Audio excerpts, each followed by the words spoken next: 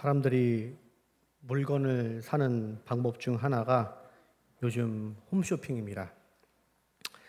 밖에 나가지 않고 물건을 살 수 있고 또 간편하고 다양한 물건이 있어서 코로나 이후에는 더더욱 사람들이 이 방법을 이용하는 것 같습니다.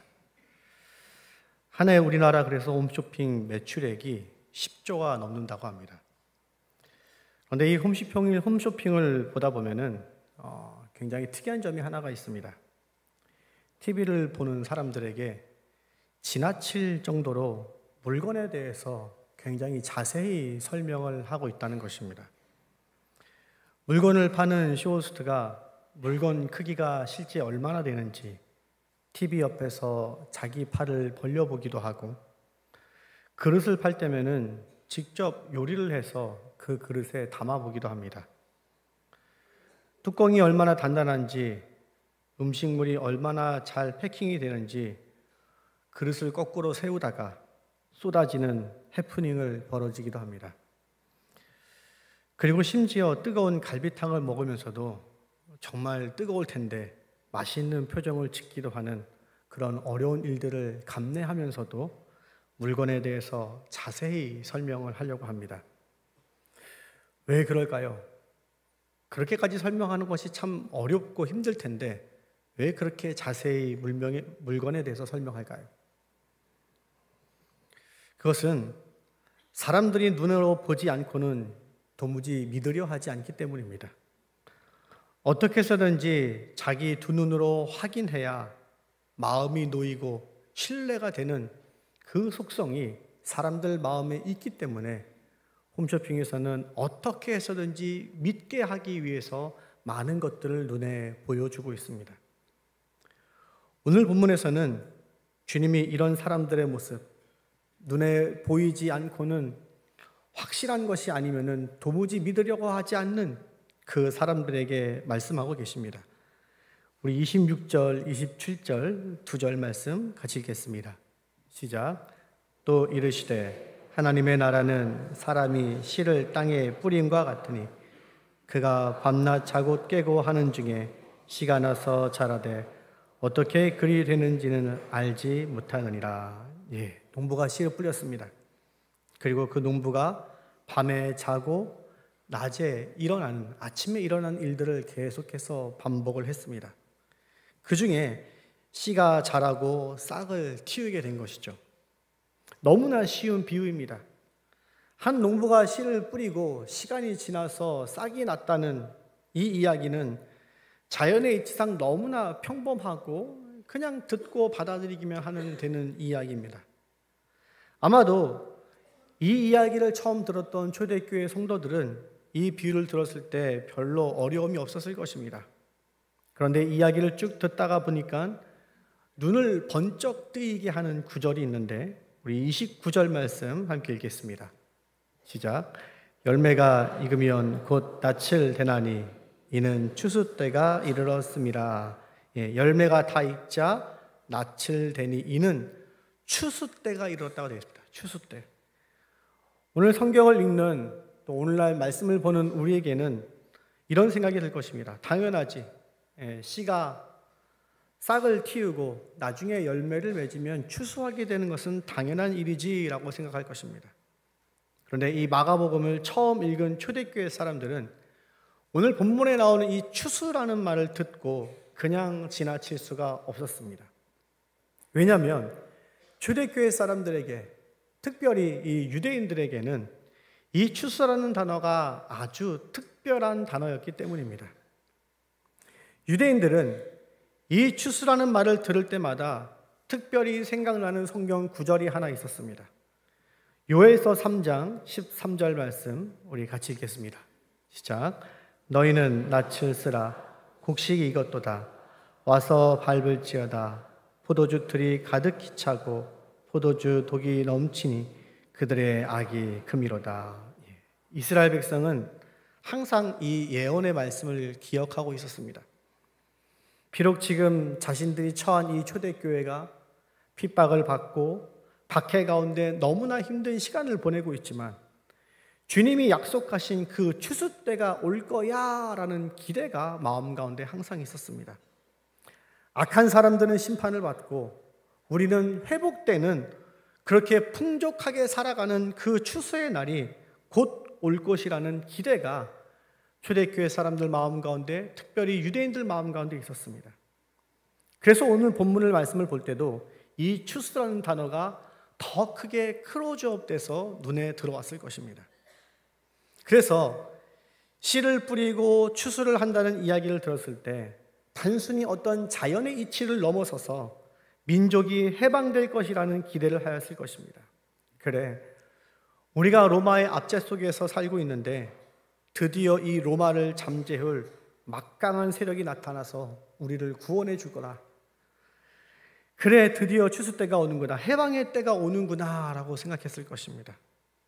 그런데 가만히 말씀을 보니까 이 추수라는 단어를 화려하고 강력한 회복을 기대하게 하는 단어가 이 추수라는 단어인데, 오늘 본문 말씀 속에서 나타난 이 하나님의 나라의 모습은 사람들이 기대하고 있는 이 추수와는 너무나 다른 모습이었습니다. 그것이 이 말씀을 듣고 이 말씀을 읽는 사람들의 고개를 갸우뚱하게 만들었습니다. 뭐지? 왜 추수가 이렇게 단순하지? 왜 별거 없지? 하면서 이해가 되지 않았을 것입니다. 로마의 압제 속에서 우리가 벗어나는 해방을 하려면은, 그런 추수 때가 오려면은 강력한 변화와 놀라운 일이 일어나야 되는데 왜 추수를 이렇게 초라하게 표현하지? 라고 사람들은 생각했을 것입니다. 여러분, 오늘 본문에서 예수님이 추수를 초라하게, 너무나 심심하게 표현한 이유가 무엇일까요? 왜 예수님은 사람들의 기대와 달리 추수를 눈에 보이는 어떤 화려함으로 표현하지 않을까요? 오늘 본문 말씀 27절에 보니까 농부가 씨를 뿌렸습니다.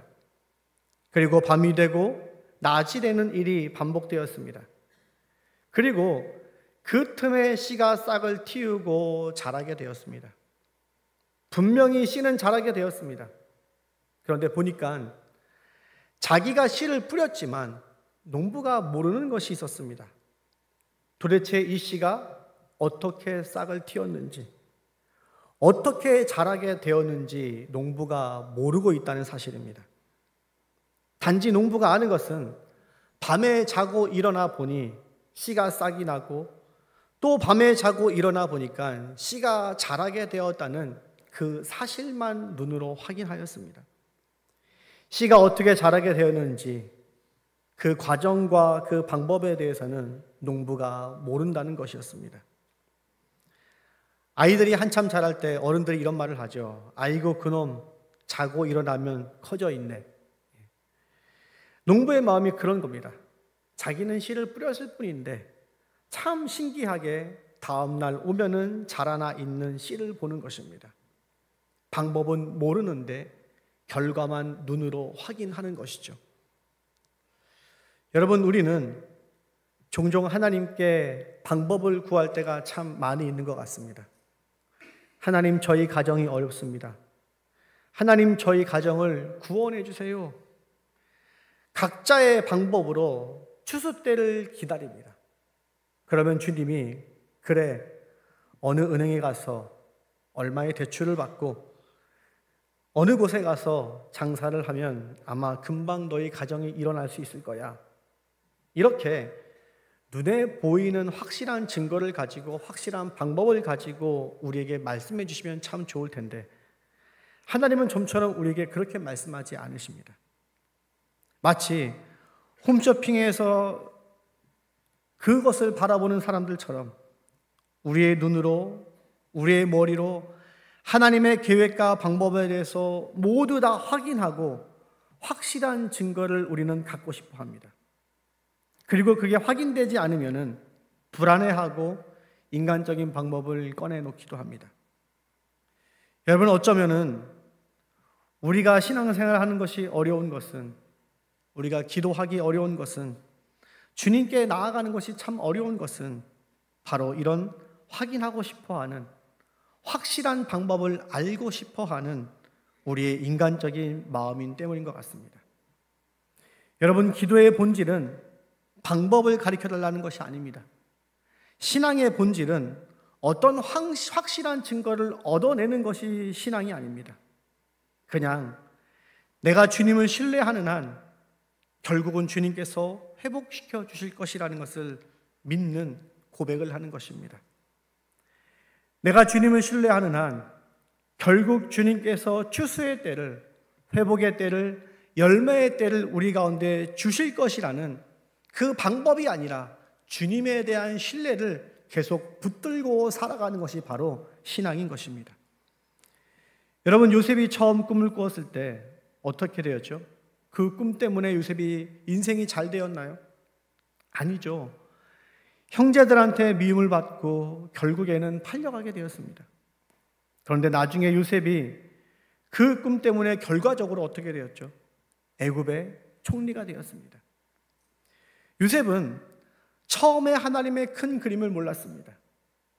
꿈 때문에 처음엔 형들한테 미움받고 미디안 상인들에게 팔렸다가 보디발 아내의 모략 때문에 감옥에 갔다가 감옥에서 술 맡은 떡 맡은 관원들에게 또 꿈을 해석해 주었지만 그럼에도 감옥에서 풀려나오지 못했습니다.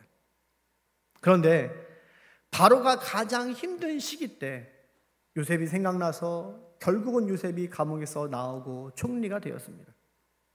이 하나님의 시나리오를 요셉은 전혀 알지 못했습니다. 만약 여러분 요셉이 꿈 때문에 총리가 될 것을 미리 알았다면 어떻게 했을까요? 몸을 사렸겠죠. 형들한테 미움을 받지 않으려고 애썼겠죠. 애굽의 언어와 경제에 대해서 미리 공부하려고 몸부림쳤을 것입니다. 그런데 그렇게 하면은 요셉이 총리가 될 수 있었을까요? 아니요. 애굽에 땅도 받지 못했을 것입니다. 비록 지금은 작아 보이지만 요셉의 삶이 실패한 것처럼 보이지만 형들한테 미움을 받고 애굽의 종으로 팔려갔기 때문에 그랬기 때문에 요셉은 훗날 애굽의 총리가 될 수 있었던 것입니다. 여러분, 요셉은 아는 것은 단 하나였습니다. 하나님이 나와 함께 하시고 나를 선하게 인도하실 것이라는 확신. 그 확신만 요셉에게 있었지 일이 어떻게 진행될 것이라는 하나님의 계획에 대해서는 요셉은 몰랐습니다. 마치 농부와 같이 자고 일어났더니 씨가 자랐다는 그 결과만 요셉이 믿고 살아갔던 것입니다. 여러분, 하나님은 많은 부분에 대해서 하나님의 방법을 우리에게 감추고 계십니다. 그러나 그 순간에도 여전히 우리가 놓지 말아야 될 것이 있습니다. 바로 결국은 하나님께서 씨가 자라게 하신다는 것입니다. 하나님의 구원의 역사가 우리 가운데 이루어진다라는 것입니다. 행여나 여러분 가운데 하나님의 계획을 미리 눈으로 확인하고 싶으신 분이 계십니까? 바라건대 여러분 마음 가운데 더 큰 믿음이 생기기를 축복합니다. 주님의 방법을 구하는 것이 아니라 눈에 보이는 확실한 방법을 찾아 헤매는 것이 아니라 믿음으로 그것을 허락하시고 그것을 약속하시는 주님을 더욱더 묵묵히 바라보는 그러한 은혜가 저와 여러분 가운데 있기를 주의 이름으로 축복합니다. 그런가 하면 두 번째로 우리가 함께 볼 것은 하나님의 나라는 우리의 상상을 훨씬 뛰어넘는다는 것입니다. 오늘 우리가 읽은 말씀 30에서 32절에 보면은 겨자씨에 대한 비유가 나오고 있습니다. 이 겨자씨에 대한 비유를 똑같이 마태복음 13장에서 말씀하고 있는데 우리 마태복음 13장 31절, 32절 두 절 말씀 같이 읽겠습니다. 시작.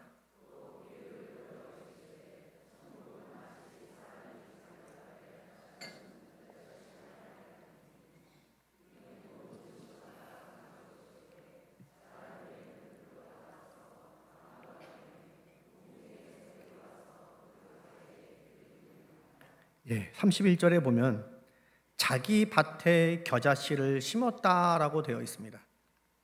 그리고 32절에는 그 풀이 커서 나무가 되었다라고 기록되어 있습니다. 아마 우리는 이 본문을 볼 때 많은 사람들이 이렇게 생각합니다. 아, 작은 씨가 큰 나무가 되었구나. 하나님의 나라는 작게 시작하지만 나중에 크게 되는 거에 하나님의 나라구나 라고 생각합니다. 그런데 마태복음 말씀을 처음 보는 이 유대인들은 그렇게 생각하지 않았습니다. 유대인들은 오늘 우리가 그냥 받아들이는 이 말씀을 도무지 이해할 수가 없었습니다. 왜냐하면 첫 번째로 겨자씨를 자기 밭에 심는 사람이 없기 때문입니다. 여러분, 겨자씨는 유대 사회에서 야생에 나는 그냥 잡풀입니다. 우리나라로 비유하면 그냥 유채꽃 정도 되는 식물입니다. 그렇기 때문에 그 잡풀을, 그 야생풀을 자기 밭에 심는 사람이 없는 거죠.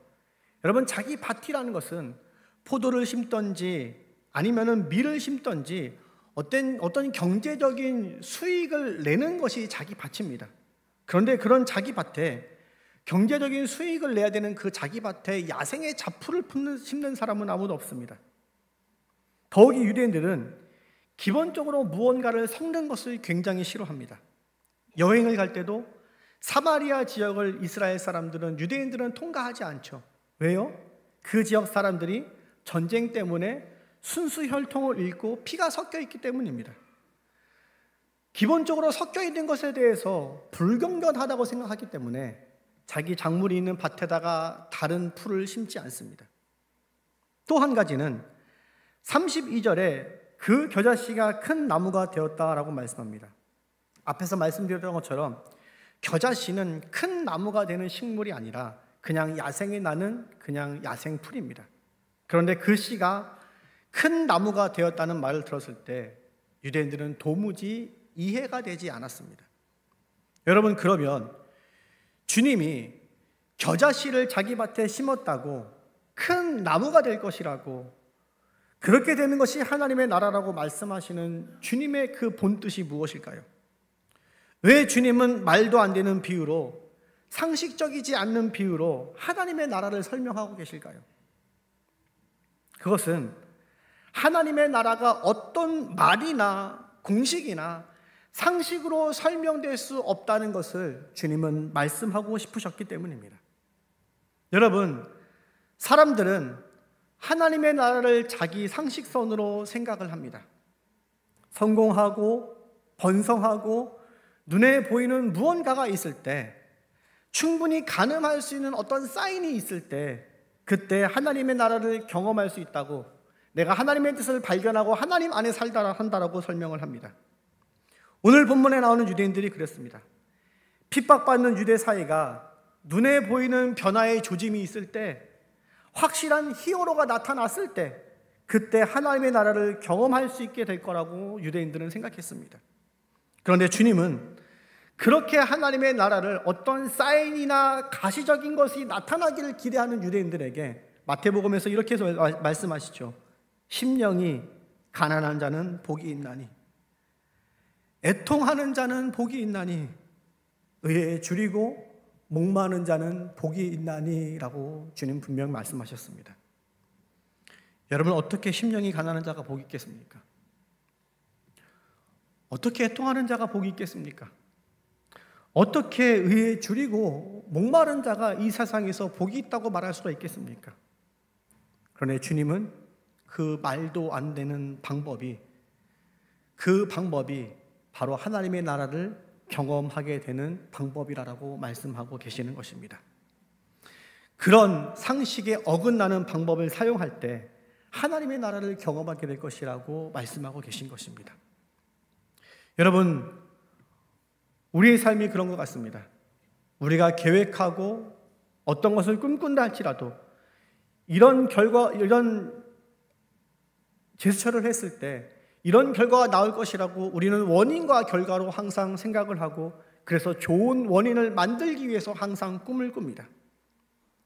어느 날 영국의 한 목사님에게 특별한 일이 있었습니다. 예배를 마치고 나가려고 하는데 뒤에서 낯선 사람이 일어나 말을 합니다. 목사님, 제가 잠깐 간증을 나눠도 될까요? 목사님은 그렇게 하라고 허락을 했습니다. 그러자 이 사람이 이렇게 말합니다. 얼마 전 저는 호주의 시드니의 한 길을 걷고 있었습니다. 그런데 한 백발 노인이 와서 실례합니다. 혹시 구원 받으셨습니까? 오늘 밤에 당신이 죽는다 하더라도 하늘나라에 갈 확신이 있습니까? 라고 물어보는 것이었습니다. 이 남자는 호주의 길거리에서 들었던 이 말을 대수롭지 않게 여겼는데 영국으로 돌아오는 비행기 안에서 계속 이 말이, 이 노인의 말이 귓전에 맴돌았던 것입니다. 그래서 영국에 오자마자 예수님을 영접하고 다른 그리스도인들과 똑같이 고백을 하는 그리스도인들과 함께 신앙생활을 하기 위해서 오늘 이렇게 교회에 찾아왔다라고 이야기하는 것입니다. 그래서 목사님과 성도님들이 이 남자를 기쁘게 환영해 주었습니다. 그런데 얼마 후 간증을 들은 이 영국교회 목사님이 LA와 호주에서 설교를 하게 되었는데 거기서도 이 남자와 똑같은 고백을 하는 두 명의 사람들을 보게 되었습니다. 어느 날 호주에 있는 조지아에서 한 노인으로부터 당신은 오늘 죽어도 천국에 갈 수 있냐라는 질문을 받았다는 똑같은 이야기를 듣게 된 것입니다. 그런데 이 간증은 여기서 끝나지 않았습니다. 영국의 목사님이 돌아와서도 3명의 사람들에게 똑같은 간증을 들었고 나이가 지긋하신 4명의 목사님에게도 25년 전, 35년 전 자기가 시드니의 조지아에서 이 질문을 듣고 예수님을 영접하게 되었다는 이야기를 들었습니다. 심지어 인도에서도 이런 간증을 들었습니다. 이 목사님이 확인한 것만 무려 15만 명 가까이 이 노인의 전도를 통해서 구원을 받았다는 것을 알게 되었습니다. 목사님은 도무지 가만히 있어서는 안 되겠다라고 생각했습니다. 도대체 이 노인이 누구인지 찾아내야 되겠다는 마음으로 호주로 건너갔습니다. 그리고 그곳에서 이제는 전도할 수 없는 너무나 많이 늙은 한 노인을 만나보게 되었습니다. 그리고 전도에 대해서 이야기를 꺼내자 이 노인이 이렇게 대답합니다. 저는 젊은 시절 엉망으로 인생을 살다가 해군에 복무하면서 예수님을 영접하였습니다. 그 후 저는 같은 시간, 같은 장소에서 최소 10명에게 전도하기를 하나님께 서원하였습니다. 어떤 때는 너무나 몸이 아팠지만 전도하기 힘든 상황이었지만 개의치 않고 꾸준히 전도하였습니다.